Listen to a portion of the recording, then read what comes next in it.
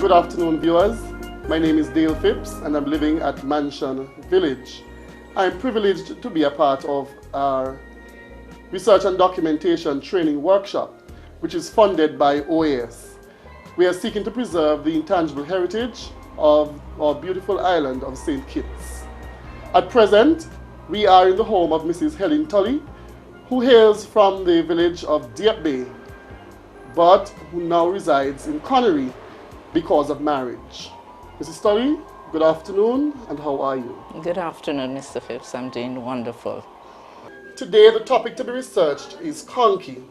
We will learn much more about how it is made, when it is made, and so forth. Mrs. Tully, what inspired you to learn the art of Conkie making? Well, Mr. Phipps, all my years growing up, my mother made Conkie. And when our food fair at the church started, they asked us to do something, whatever it is. And I thought of Conkie, but I couldn't do them, so I asked my mother to come along and assist me in that area, and she did. And one time we were doing Conkie, and I figured, what if one of these days she's not able to do the Conkies? So I said, well, I think I should learn. And so that is what inspired me, because she won't be always around, and so I was inspired to take up the challenge and get into full doing of Conkie. Okay. Well, how many years now have passed since you have learned this skill? Approximately 5 to 6 years. Uh-huh. Wow, quite a number of years. Yes. Can you list the ingredients and the possible utensils that are used to make Conkie? For utensils, you use a spoon, pot, and of course the stove. For ingredients, we use potatoes, sweet potatoes that is, corn, flour, sugar, nutmeg, and black pepper. Some people use hot pepper. Okay. And some people put in pork. That I know of, yes. The pork that you use in the bread. Okay. Yes, some people put in pork, and so that's the ingredients. I know that there are some persons who use almond leaves, banana leaves, and even foil paper to wrap these Conkie. Which of these do you prefer? Almond leaves. Almond leaves. Yes, almond leaves. And why do you prefer the almond leaves as opposed to the banana leaves or even foil paper? Because it's much more manageable for me. Now for the banana leaves, they are breakable and they strips. So as you go along wrapping, you find that you have to condemn that and use another one, and that is time consuming. So I prefer to use the almond leaves, whereas you pour some hot water, you wrap them, you tie, and you're gone. How often do you make Conkie? Is there a particular time of year when you do so? Yes, there is a particular time, but when most people use Conkie, which is Good Fridays, and so you find around that time I have vast more to do. But occasionally, people order Conkie. And so you find around the year I'm doing Conkie, because somebody might just call and ask me to do some Conkies, and there you go. So Conkie. you said that somebody sometimes would call, so you would produce for sale? Yes, I do. Okay, well, would you like to tell us when and how can persons contact you, since you do this for our business sometimes? Of course. Anybody need Conkie, they can always call me at 465-9058 and let me know whenever they want them. I just get myself organized. And that is if potatoes are available. Okay. Because, there's a time for every season, so they're not always potatoes. Oh, okay. Yeah? Okay. Well, Mrs. Tully, would you be willing to teach persons who are willing to obtain the knowledge and the skill of Conkie making, seeing that this seems to be a dying art? There's always a mantle to pass on. And so if anybody is willing to learn, I'm available. Okay.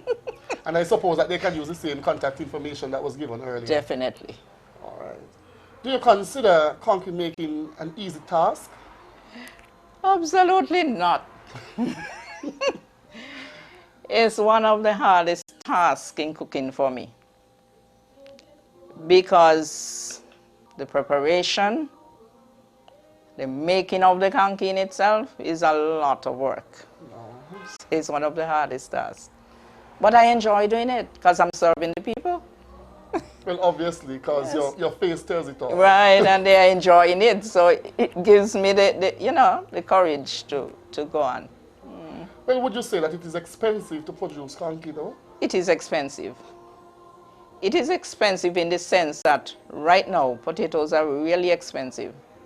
For instance, I bought just a half pan of potato. I paid $250 for that. Wow. So it is expensive. And you don't want to overcharge the people, and so you try to negotiate. But trust me, it is expensive. Well, can you briefly explain the process, though, of making conkie? How do you go about doing it? We are now in the process of preparing for the making of the conkie. In my hand is a potato, which is peeled, and there's one that is not peeled. You can grate them anyway, whether you want them peeled or you prefer them with the skin, it doesn't really matter. You have the coconut. The utensils, the grater, the bowl, the spoon, and what have you. This is the black pepper. You've got the flour, the sugar, and the corn. And on my far left, you have the wrappings, which is to tie the conkie, and you've got the almond leaf. So now we're going to process.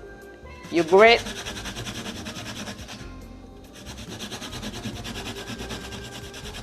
the coconut, the potato,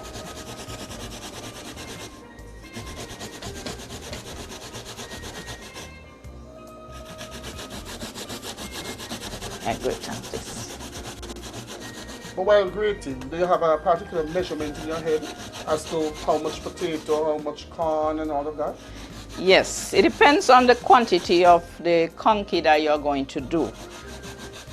You can use, for about 2 pounds of potatoes, you use a half pound of corn, a half pound of flour, a half pound of sugar, and you put your nutmeg and black pepper to your liking. Yes, so that's it. Now that we have grated the potatoes and the coconut, you now place your sugar. Yeah.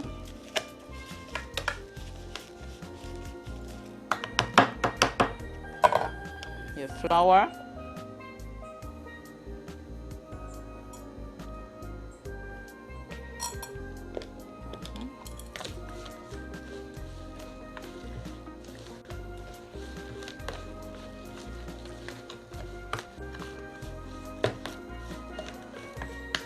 See how we start looking. And your corn. Yes, it is. And you now put in your corn.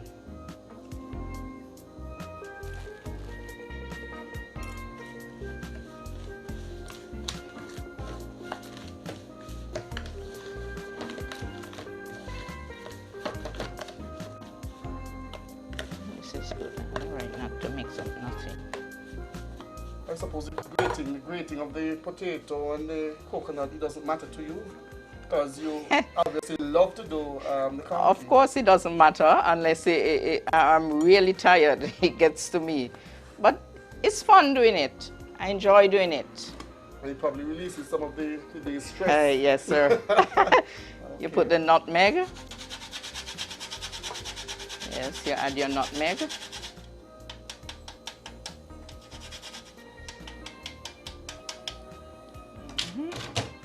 And your pepper. I think I put it in already, but yeah.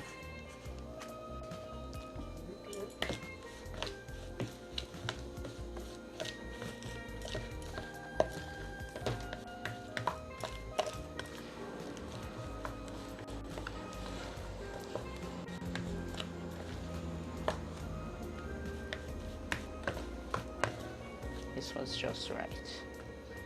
Yes. So how would you know?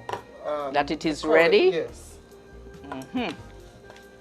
If you look at it, you realize that it is different. It looks different. Now, when you have tasted it, you would realize, yes, this is ready. And so you realize it is now together. Yes, that's when you know that it is ready. Oh, okay. Then it can form a ball or Yes, something. yes. Now, it's time for wrapping. And the leaves would have been prepared already? Yes, they have been prepared. You have already thrown the water to swinge them, and you don't have to if you don't want to. It doesn't really matter. It don't take away from it anything. Okay. So you wrap, and you get the string. Now, if the strings are a bit stiff, you can place them into some water and have them good enough for wrapping. Tie them. Make sure it is properly tied.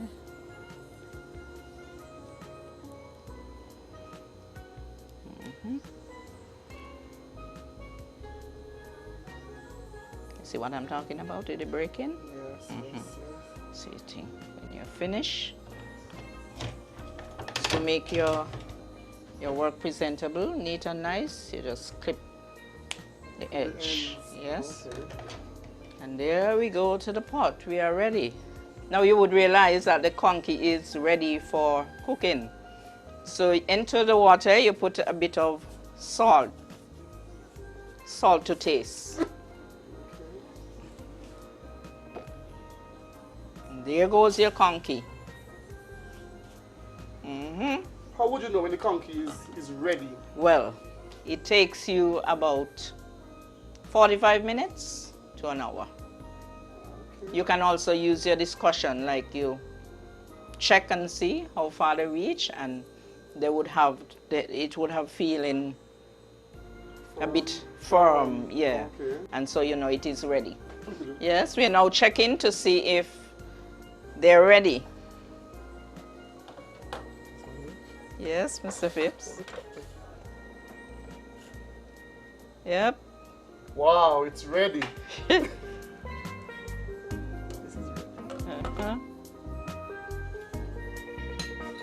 Yes.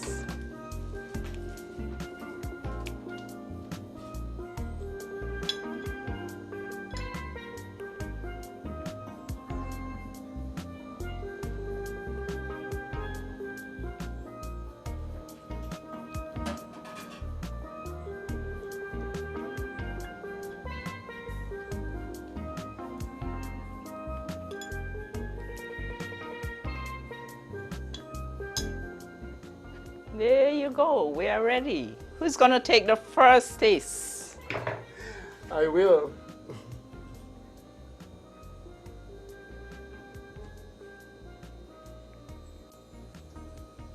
Yum, yum, yum.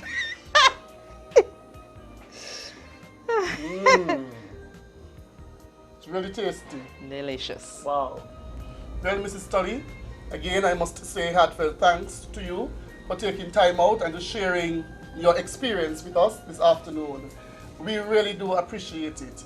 And I myself would want to give you some business in the near future. And to those persons who would like to taste this wonderful conkie, you can contact Mrs. Helen Tully at 465-9058.